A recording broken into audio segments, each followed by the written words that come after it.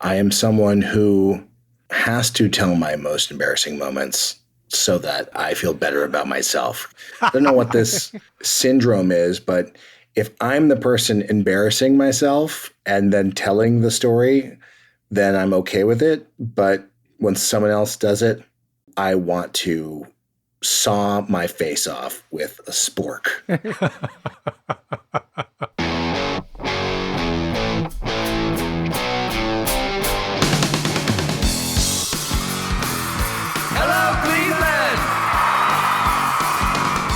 Turn your speakers up to 11 because it's time for Too Much Effing Perspective, the podcast that asks musicians and entertainers to relive their most Spinal Tap moments when nothing goes right and everything gets kinda weird. I'm your host, Alan Keller, a comedy writer in LA and lead singer of the least heralded Chicago band, the Falling Walendas. And I'm your co-host, Alex Hoffman, former tour manager for Radiohead and lead singer of the least heralded Milwaukee band, the Vainglorious. Our guest today is Ahmet Zappa, a writer, musician, entrepreneur, TV personality, and son of the late, great Frank Zappa. And we're going to talk to Ahmet about getting to see Elvis Presley's mole. Yes, you heard that right. The time he insulted Salman Rushdie and why Conan O'Brien never asked Ahmet back to his late night TV show. So without further ado, let's go to the TMEP show. It really puts perspective on things, though, doesn't it? Not too much. There's too much yeah, perspective now.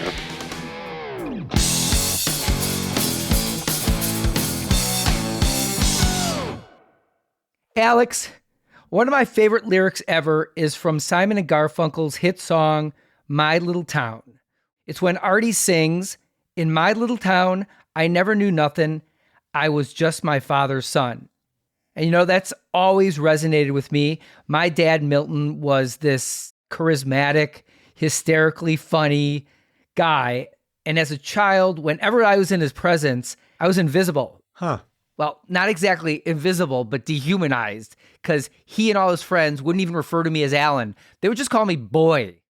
Well, you know, the first time I met your dad, Milton, was over the telephone. And you and I had just become friends. And I honestly can't even remember why I called your parents' house, because you'd been out of the house for a decade plus at that point. But anyway, I called him up and he picked up the phone and I said that I wanted to speak with you. And he told me you weren't there and he'd never met me before, but I gave him my name. And then he began to just sort of unprompted go into telling me how you were prone to wearing women's underwear. And I thought, well, you just had that one chance to make a first impression, and he certainly made a strong one on me. Yeah, he was one of a kind. And thank you for that story, because it made me laugh and I missed the guy. But yeah, I mean, I can only imagine what our guest today, Ahmet Zappa, had to deal with growing up in the shadow of his dad, Frank. And to be honest, I was a little worried about our chat with him because I didn't want to focus too much on his dad. You know, I didn't want to pay short shrift to Ahmet's accomplishments. Ahmet's had many accomplishments. Well, as it turns out, that was no problem because Ahmet is his own force of nature. And I mean, we were so lucky because his Spinal Tap moments rival that of any of our guests so far. And, you know, without going into particulars, I just want to say there's an effing story about him at Eric Idle's house. And Eric Idle's from Monty Python, in case you don't know. Yep. And that story had me laughing myself to sleep. I mean, it was unbelievable. There's one part. Okay. Stop there, Alan. I don't want you to spoil it. I don't want to steal his thunder, but I mean. No, listen, I know you want to tell it, right? All right. Sorry. Let's just get into it. Here's our conversation with Ahmet. But first, a short break. And now a man who, according to his late mother, Gail, was named after an imaginary person the family always had hanging around back when they had no one on the payroll. Ahmet Zappa.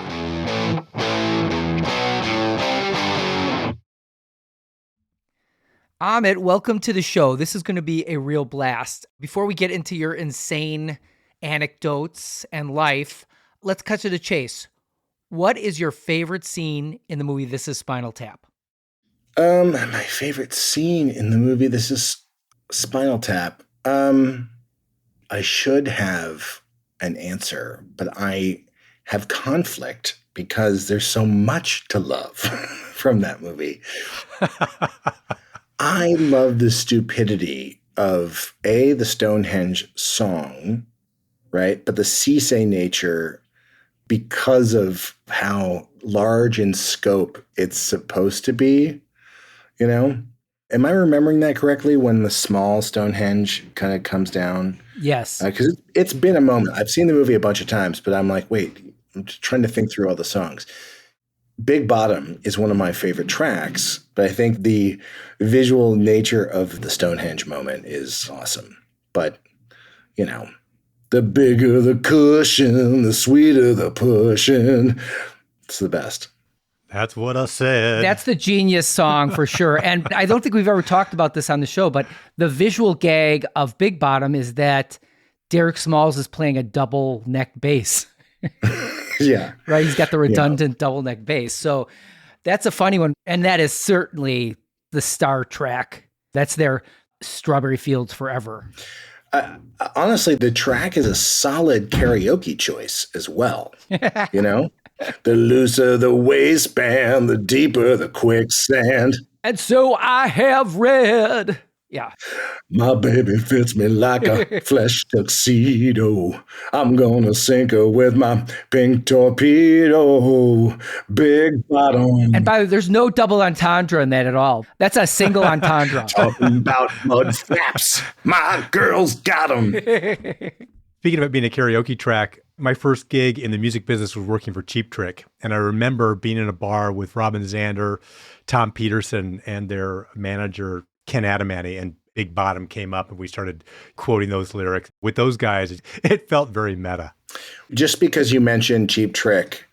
So as a kid, Cheap Trick is one of my all-time favorite bands. As is ours, for sure. And I still like playing Matchmaker, but this was a big obsession of mine.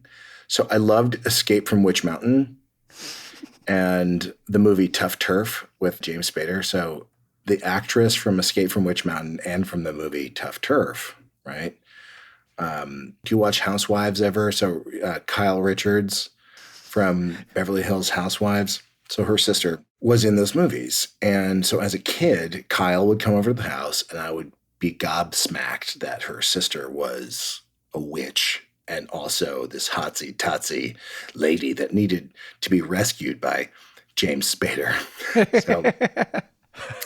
But I just was a fly on the wall for this conversation about how Kyle's sister was single. And I don't know if you've ever had these kinds of moments as a kid. I was obsessed with the idea that Robin Zander and Kim Richards, this actress, I was convinced that they should be married, right? And that they should be together. Whatever that meant in my 7-year-old, 8-year-old brain, that was the match made in heaven. And it took up a lot of my brain power was, how can we make this happen? So yeah, that story had a lot of beginning, a lot of middle, barely any ending, and probably wasn't worth sharing. But that's me. Well, it's like a basketball game, right? No, it's the opposite of a basketball game where nothing matters until the last 3 minutes. Yours, the run-up was great. It's kind of fizzled. Well, I used to mate different wacky packs. Oh, boy. Tell me more about that, because I love me some wacky packs. What are wacky packs? They're these sort of a parody of brands, you know, so you'd have like Crest or Bazooka Gum, and they would give it some sort of gross name. Okay, now that you mention it, I remember that. In fact, a kid in my neighborhood had the most coveted wacky pack, according to the legend that he created around it. It was a CoverGirl spoof that was Cover Ghoul. It had a witch's face on it as opposed to a model. Yeah. That's a throwback.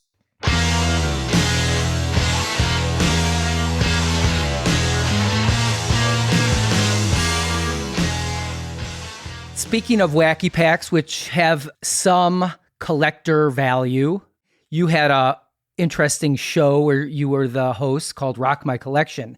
Yeah. And I know that there are some we could call Spinal Tap items. Oh, yeah. We had some very nice woman who some might think that she was banana fish. I'm not saying I thought that she was banana fish, but she had one of Elvis's moles in a beaker. Ooh. I don't know why you'd want that. A hunka burning mole. Something like that. And now with the power of AI and cellular regeneration, maybe we can grow a new Elvis. Wow. I guess that's good if it's real. Didn't they just revivify a 46,000-year-old worm? Yeah. Yeah. How hard can Elvis be then? If they can do a 40,000-year-old worm. By the way, I'm not afraid of many things, but I am actually afraid of, the little parasitic worms that are crawling all over our skin, in our eyebrows right now, and in our colon.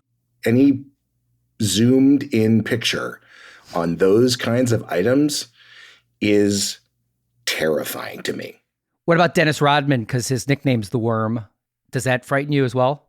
No, because Dennis Rodman, he's a whole other kettle of fish. I mean, I'm sure he's got a weird collection of, if Elvis had a dildo, allegedly, he would probably be the guy who would have collected the rhinestoned out dildo from Elvis Presley. And you know who he got it from? Nicolas Cage. Probably. Yeah. Tiny Elvis, Nicolas Cage. But you asked me earlier, so Rock My Collection is a show where people bring on their memorabilia and we would try to give context to it.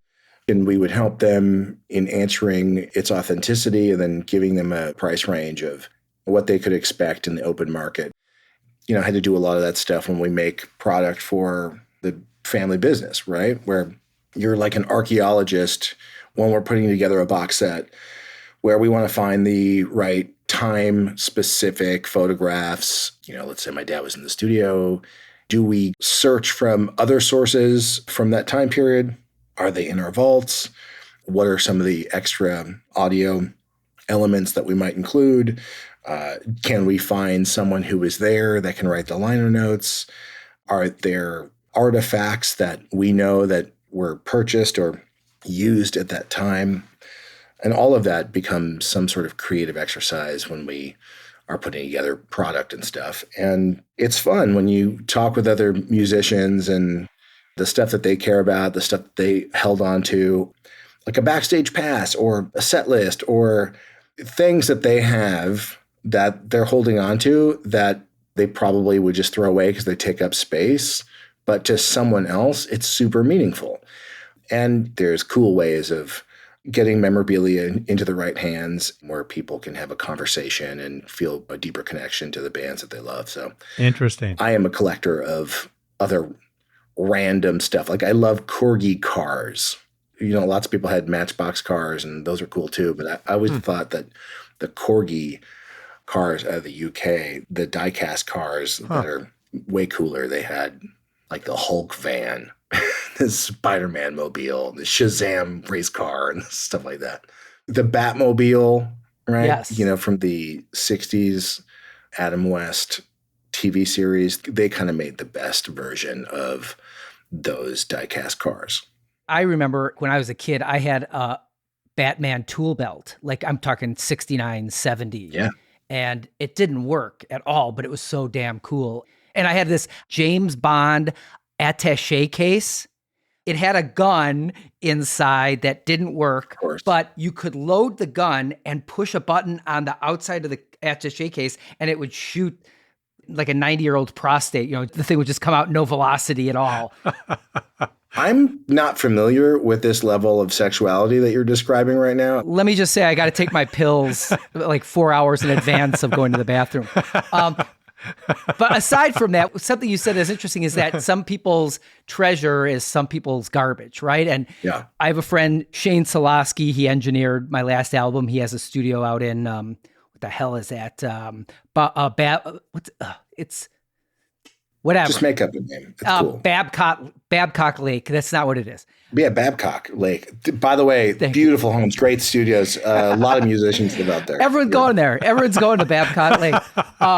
Anyway, so he was Nashville. Not so much. Babcock Lake. I never heard of Nashville, but Babcock Lake, that's top of mind. But anyway, so Shane was in a band with some of the Gibbs sons in Miami. He told a story on one of our TMEP show QTs. Quick Tap episodes. But anyway, so Shane was a bassist in a band with Spencer Gibb, who's Robin's son. And I guess they were recording at Barry's studio there, and you couldn't smoke or drink in the studio. You had to go out to the cage where all the amps were. So Shane goes out there and he immediately sees this pristine Vox amp from the 60s. He goes, this was a museum piece. And I looked at it and I tripped and I spilled a beer on it, in it, over it. I can't even explain how much beer got on this amp from one can. And so he said to Spencer, oh man, look, I just dropped this on this amp. He goes, oh, that was Johnny's amp. And Shane thought that was Johnny, the anal retentive head of the studio. Studio manager. Studio manager, thank you. And so he goes, oh shit, he's going to kill me. And he goes, no, not that Johnny. Johnny Lennon. That's what he played at Candlestick Park. Wow. Oh boy. And he goes, oops, there's a couple $1 million off the value of that amp. But that's a good feeling. That's a great feeling. And then there was that guitar hanging there, and Shane asked, let's write some songs. Can I use this? He goes, yeah, that's what Eric Clapton used to write Layla on, and he proceeded to break the headstock. But what was the most interesting part of this entire... Is he the music gooch? Is that what you're saying? He's the music gooch. Just don't invite Shane Solosky anywhere near any of your artifacts, right? And certainly not on your show, Rock the Collection. But the funny thing was that the Gibbs... they took it in stride. I mean, these were not artifacts. Like Spencer used to play this purple amp and he would leave it at gigs and never pay attention to it. Well, later Shane found out that was Jimi Hendrix amp. So these are their friends' stuff that they gave them. Like John Lennon gave Barry this amp. And so it's a friends thing. It's not like this museum piece. So they never were mad at him. Yeah.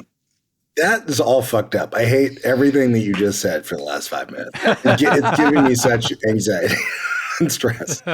One of my partners, who shall remain nameless, was holding Freddie Mercury's microphone from the Live Aid performance. Oh, wow.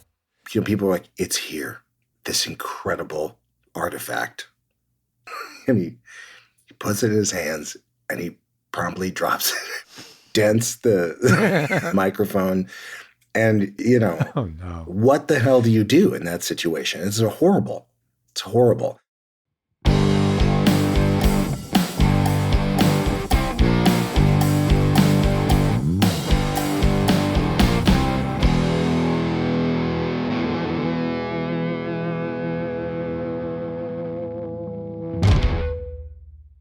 I was at a party at Eric Idle's house.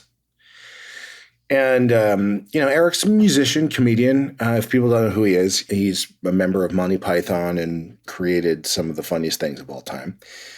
And I was newly dating my wife. And, you know, we were probably a couple weeks in.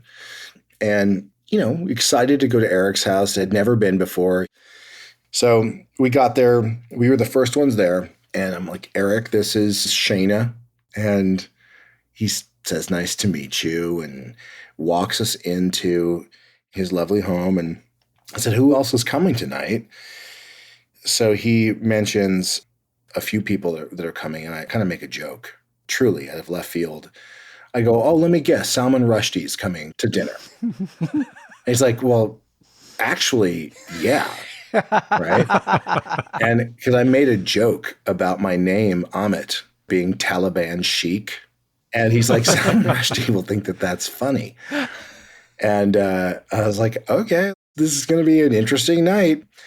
So we're hanging out. Do you guys know this music producer, Peter Asher? Oh, of course.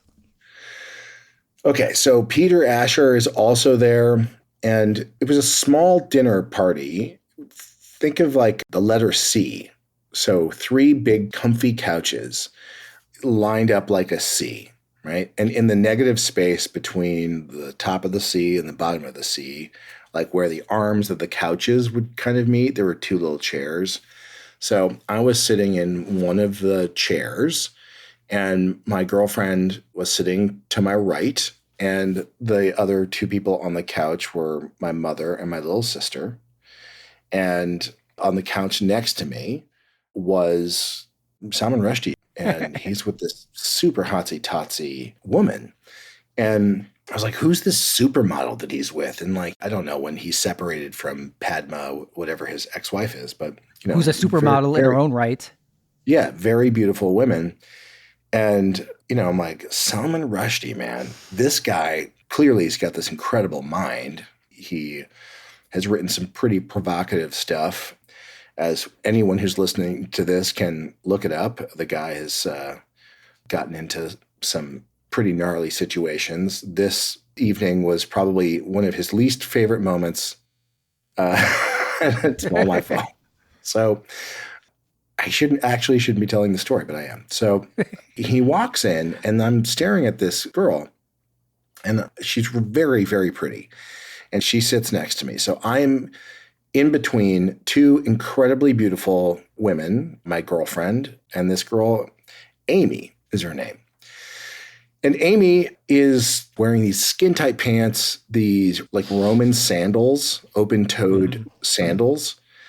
And I keep staring at her feet. And as we're hanging in Eric's living room, someone mentions the books that they're reading, right? So it's conversation I can't participate in. I mean, it just feels like it's above my intelligence level as to what everyone's talking about. And somehow they get into Steve Martin's new autobiography.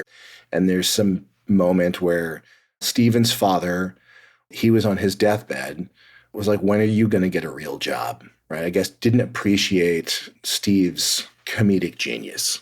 Okay. So, Eric and his wife are like, oh yeah, that's interesting. Yeah. Peter Asher and his wife are like, yeah. My little sister and my mother are like, oh yeah. And then Amy says, I totally relate because when I was winning gold medals, my dad was like, when are you going to get a real job?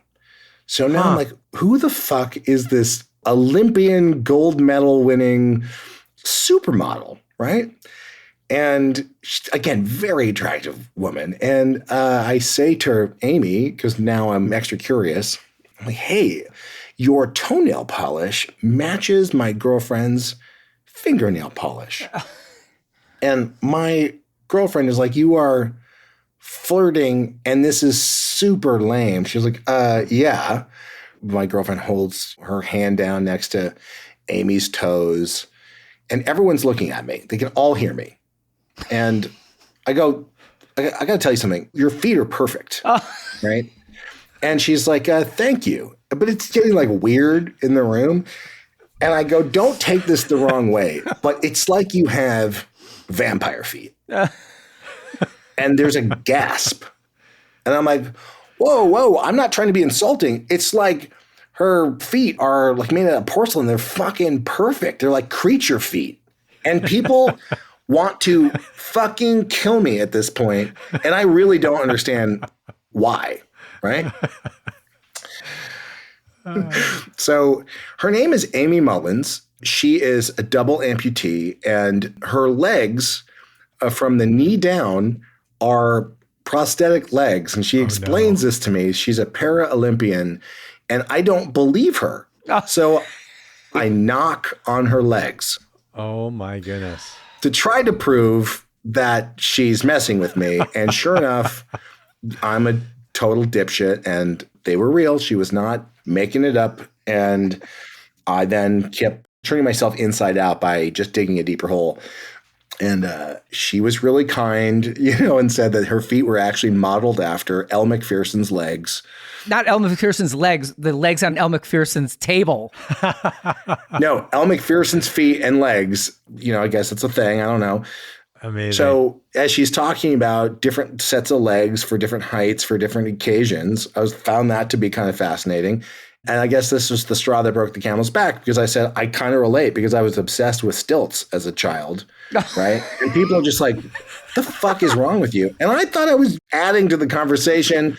So this is one of my most embarrassing moments, truly, because I was never asked back to Eric's house. I made no good impressions with Salman Rushdie or Peter Asher and his wife and all of that stuff. And thank goodness my wife stayed with me. But that's one of my embarrassing stories. Yeah. Ahmet, I think you and I are two people that probably should never be at the same party. And because you were very brave and told that incredibly humiliating story, and I'm your host, I feel obligated to tell my own horrible story so that you don't look so bad. Okay, so this is a story from decades ago. I was in my 20s and I was far less mature, hopefully, than I am today. And I was at my sister's sister-in-law's wedding. Oh, yeah. I made some mistakes at my sister's wedding, too. A really good opportunity to make an ass of yourself. So I'm at this table, and there were these two brothers, Mike and Todd, cousins of hers that I don't really like. And Todd in particular was very obnoxious. And I remember he said something, I don't know what it was, but it triggered me. And I said to him, Todd, why do you have to be like that? Why can't you be nice and polite like your brother Mike here instead of acting like your pig sister Jill? Whoa. Now, I only knew they had a sister named Jill. I didn't know who she was. And I certainly wouldn't have said that had I known who she was because she was sitting right next to me. I didn't know that. I don't know why I said this, but everyone left the table. Everyone left the table. And I was like, okay, why did I say that? Wow. But yeah. That's like, were you hammered? Because that's a level of douchebaggery. You know, it's good that everyone got up from the table. That's a super fucking awful thing. I was paid back years and years later.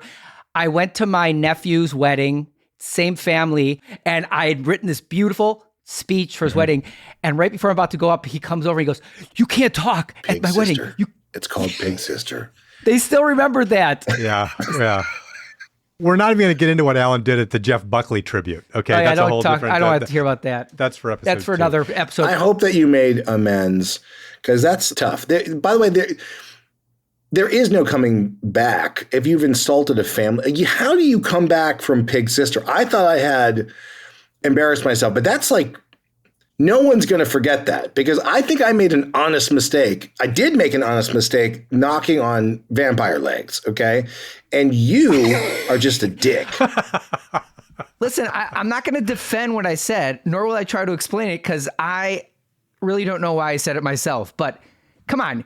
You insulted a guy who had a fatwa against him. Give me a break. Well, why did you say Pig Sister? As I said, I'm not going to try to defend the indefensible. What I said wasn't funny. It wasn't clever. It made no sense. It was just weird. I admit it. It was a bad thing to say. Yes, indeed. Do you have friends? Do you have any friends? I'm his friend. Yeah. We are friends. Thank you for owning up to it. But aren't you work colleagues at this point? I mean, just doing this podcast. I mean, really? You don't even live in the same city.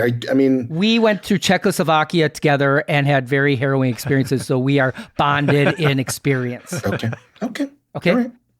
Did you have that moment where you're like, oh yeah. Oh no. And instantly I could feel my face go like this, you know, like the Snappy Tom tomato guy. It's a really terrible feeling, actually. It is a terrible. It's horrible. Yeah. But I did insult the lead singer from Matchbox 20 at my sister's wedding. Rob Thomas. Yeah. And in full disclosure, I say asshole-like things about this band a lot. And if I'm being really honest, I just went to their show in Nashville. It was killer. They were awesome. So at one point, my sister was married to Paul Doucette. They're no longer together, but they were together for a long time. And they had a child, and it's still family. But there's that moment in some weddings where they're like, if there's anyone here who feels like this couple shouldn't be married, I got up on the microphone and was like, yeah, you're in Matchbox 20. And I'm staring at Rob, you know, and they were good sports about it. But were they? That is such a great line, though. It's like Zappa, Matchbox 20. I mean, come on. Yeah. As far as that didn't clear the room. It's not okay. Well, that is a great one.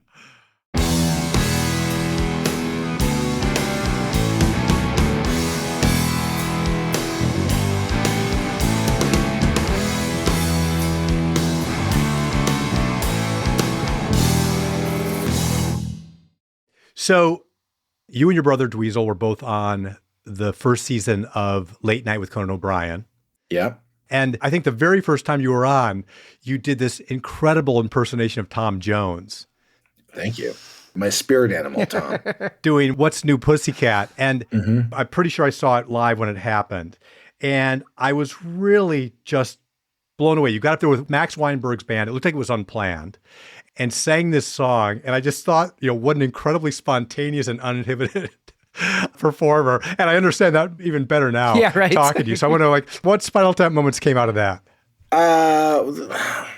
There was a good Spinal Tap moment. What would happen on the show is they'd say, hey, what do you guys want to talk about? They do a pre-interview, and honestly, it would be a little stressful. And I'm not this way anymore, but certainly in my 20s, if I'm nervous, I become like a heightened state. I will do weird things. So I think I was kind of known for controlled chaos to some extent. So they'd say, like, what do you guys want to do? We do an interview. And I said, hey, if you want me to sing a song, I was currently listening to a lot of Tom Jones, and I'll do this track, right? And show some of my dancing or something. And I don't know how that really kind of happened. But we did a rehearsal of it, and they thought it was funny, and so it worked out. Can you do What's New Pussycat? Yeah, we'll give it a shot. Guys. Go on, man, go! What's New Pussycat? Whoa. What's New Pussycat? Whoa. We were invited back on a night that Kenny Rogers was on Conan. And I'm sure you can find this on YouTube or somewhere. And I had just met Kenny Rogers at the White House. Wow. And I went out of my way past Secret Service.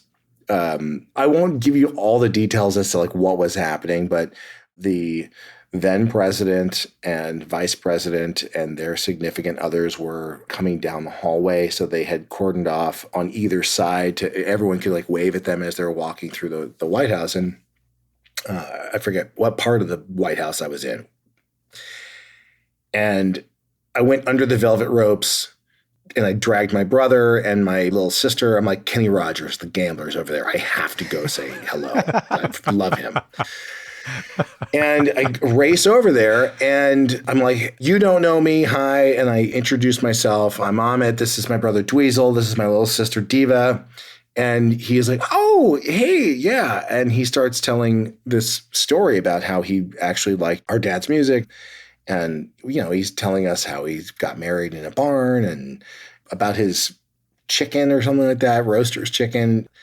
And it just struck me as so odd because as he was talking about loving Frank's music, he then, I guess the way that he was really just leaning in, he's like, I'm a huge fan. Please tell him I said hi.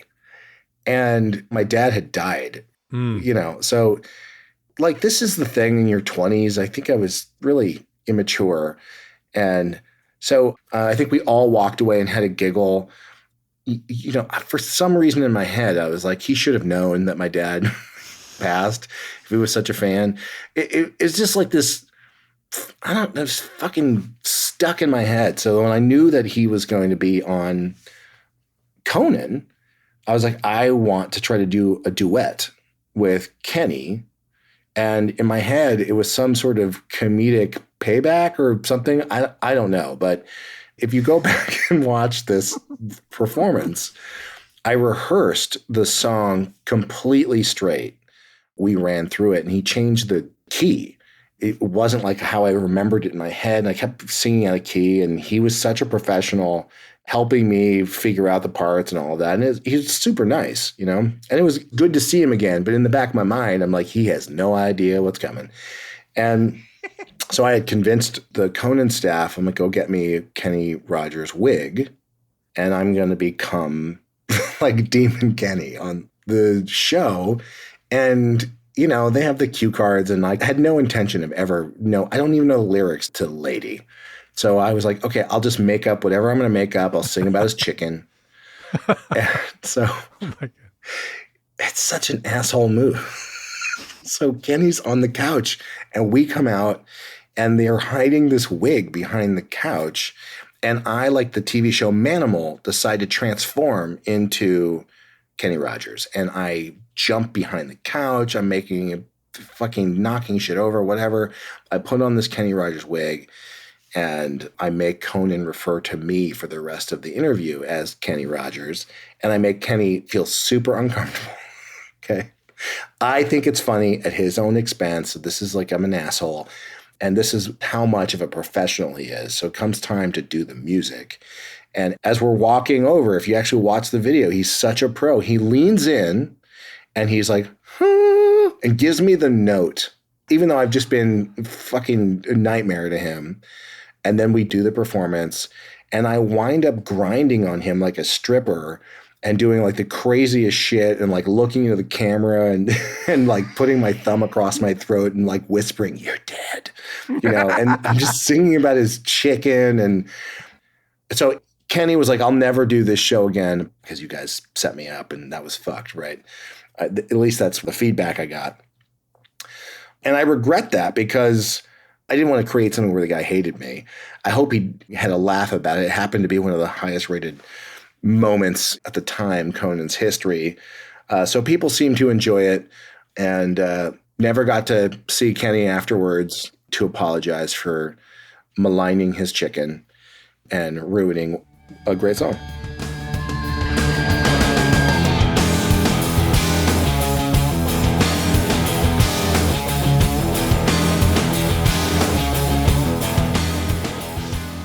I mean, you have a new show, right? Rock Tales with Ahmet Zappa.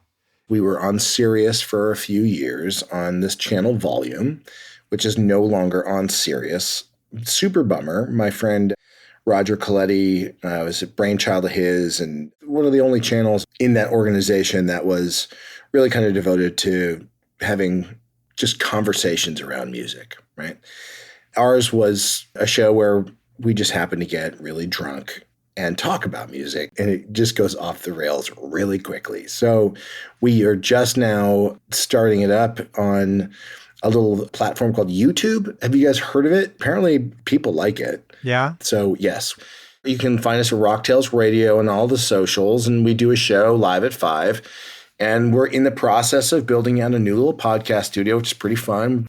When you're in LA, we can form a super group and play some music as well. Alan, you can come on over anytime. Okay. And yeah, we can make some noise and make some bad decisions together. That sounds fantastic. Well, thanks for being with us. Thank you, guys. This was so much fun. It was. Let's do it again. Listeners, I think that in Ahmet Zappa, Alan has finally met his match in terms of the unique ability to silence a crowd.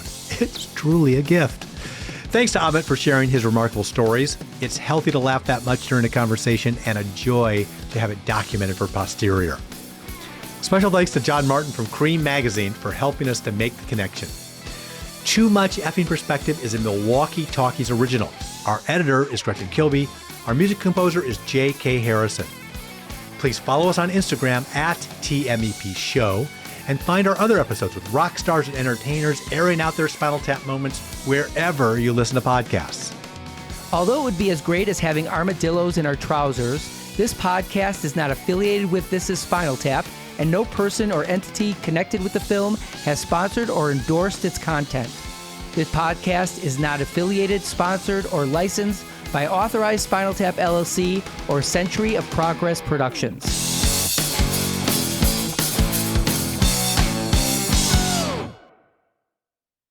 Evergreen Podcast Network.